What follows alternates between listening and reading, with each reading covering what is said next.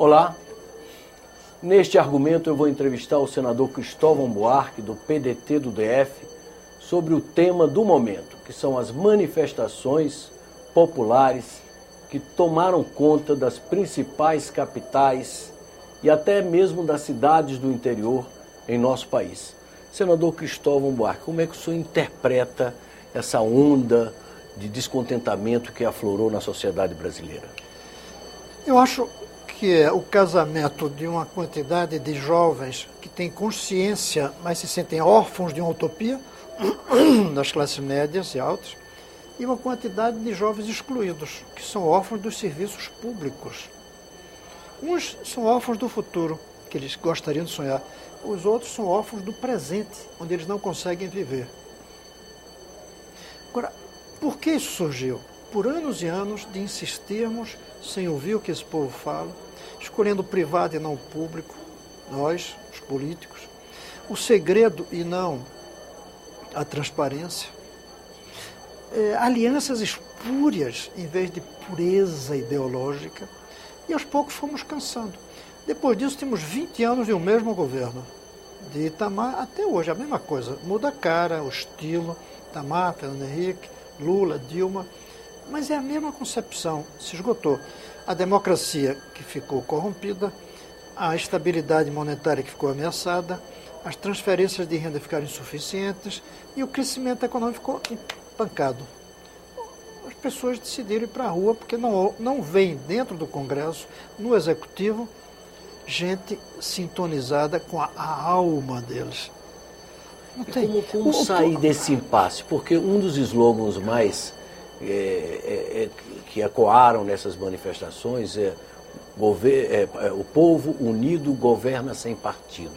Como governar sem partido? Muito boa. Como sair disso, aliás, que o senhor falou? Só tem um jeito. Bem, tem duas maneiras. Um é dizer, vamos segurar esse pessoal aí que eles cansam. Aí eles cansam por um tempo, virão depois, daqui a meses, talvez daqui a anos, se nós não fizermos as mudanças. É irresponsável isso. Querer vencer pelo cansaço esses jovens é uma irresponsabilidade.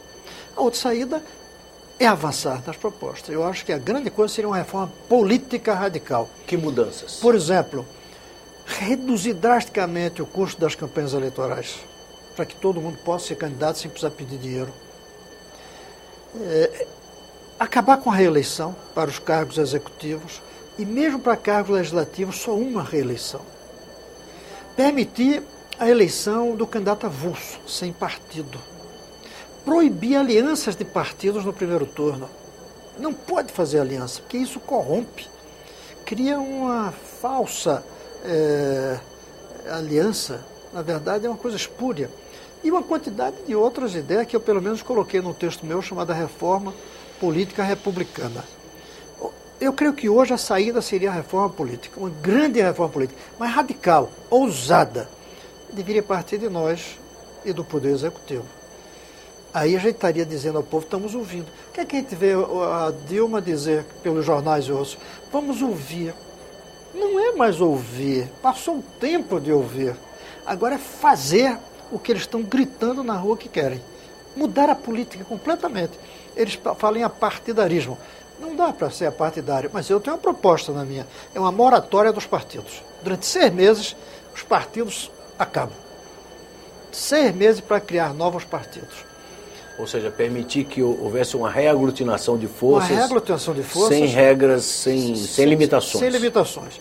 Podemos até... Mas qual seria a vantagem? Qual seria o objetivo disso? A vantagem é porque hoje as pessoas de um partido estão muito mais próximas das de outros do que de outros. Porque, como disse o ministro Joaquim Barbosa, nós temos partidos de mentirinha. Nós temos clubes eleitorais. Nós nos juntamos porque queremos ganhar uma eleição e aquele é o melhor clube. Se a gente permitisse uma liberação total, com algumas regras, por exemplo, o programa ser previamente conhecido, todo mundo assinar que vai cumprir aquele programa, que perde o mandato se não cumprir, uma fidelidade radical a partir daí, porque os partidos não iriam mudar também. Porque hoje a fidelidade é difícil, porque o partido se apresenta de um jeito, a pessoa é eleita e o partido muda. Você é eleito por um partido de oposição, de repente acorda, lê o jornal e descobre que o seu partido está dentro do governo. E quanto à proibição de alianças que o senhor está propondo, quer dizer que, por exemplo, na eleição presidencial, no primeiro turno, todo partido teria obrigação de apresentar candidatura própria? A minha ideia é essa, mas pode até não apresentar, mas não apoia outro, não dá o tempo de televisão. Entendeu? Para evitar barganhas. Para evitar barganhas. Não dá tempo de televisão, não dá nenhum aporte. Se não quiser, não. O que o senhor acha desse instrumento, desse expediente que existe em alguns países, do chamado recall? Sou favorável totalmente ao recall. Ou seja, se de repente uma manifestação como essa poder pedir a renúncia, agora não se vai atender só porque as pessoas pediram, se faz um plebiscito. Que podiam fazer, queremos um plebiscito. De repente a gente está dando uma boa ideia para eles. Queremos um plebiscito para saber se vamos zerar o jogo e fazer nova eleição, convocar uma eleição antecipada. Pode ser. Mas essa é a saída, a sua pergunta. Como sair disso? Avançando, apresentando propostas que essa juventude diga, é por aí que a gente vai mudar o país. E na sua reforma política se inclui o voto distrital para aproximar o eleitor? Eu divido três tipos, os deputados federais. Eu divido em três tipos. Deputados federais eleitos nacionalmente. Não representará nenhum estado. Ele representará o Brasil. 50. Depois deputados federais eleitos pelo estado, como hoje. E depois deputados federais eleitos por distrito. Quando você põe por distrito, você permite que pessoas simples, sem tradição política, se elejam. Porque no distrito é fácil. Você só precisa de sapato para ir de casa em casa. Quando você põe o estado, você permite que sejam eleitos pessoas que tenham um grupo por trás, negros, entendeu? Candidatos negros, candidatos operários, que no distrital não consegue. E terceiro, quando você põe deputados que representam o Brasil inteiro, você quebra o corporativismo até mesmo local. Você vai eleger pessoas do Brasil inteiro. Claro que, como alguns me dizem, vamos terminar elegendo líderes religiosos, jogadores de futebol, artistas de televisão. Esse é o risco. Mas esses artistas iriam disputar com os grandes nomes do país. Por exemplo, os presidentes de partido. Eles não iam disputar para ser eleitos pelo estado deles. Disputariam pelo Brasil inteiro. Ulisses Guimarães era capaz de ter perdido a eleição seguinte em São Paulo. Ganharia no Brasil. Um personagem como Celso Furtado, que eu gostaria tanto de ver aqui, ele não se elegeria por nenhum estado sozinho. Pelo Brasil, sim. Roberto Campos, não sei se ele perdeu ou não a última eleição do Mato Grosso. Ele foi para o Rio de Janeiro. Ele foi para o Rio de Janeiro e perdeu, não? Ou ganhou? Não sei. Não. Mas mesmo assim, se ganhou, foi graças ao apoio de outros, não por ele. Até porque ele detestava fazer aquele trabalho de pedir voto, mas era um cara importante aqui. Então eu defendo esses três. E o senhor não teme que isso desborde para uma situação incontrolável e o vandalismo supere o sonho? É claro. Supere a... Claro, porque eu disse que são dois grupos de órfãos. Os órfãos de bandeiras utópicas para o futuro, que são os que já estão bem, que, por exemplo, andam de carro, mas não tem utopia. E os que não têm ônibus. E aqui, não a maioria, mas alguns que fazem parte, são alguns que estão, pelo desespero, capazes de tudo. E aí até quebrar coisas sem nenhuma finalidade política, quebrar, pela raiva. De um lado, falta de sonho, do outro lado, excesso de raiva.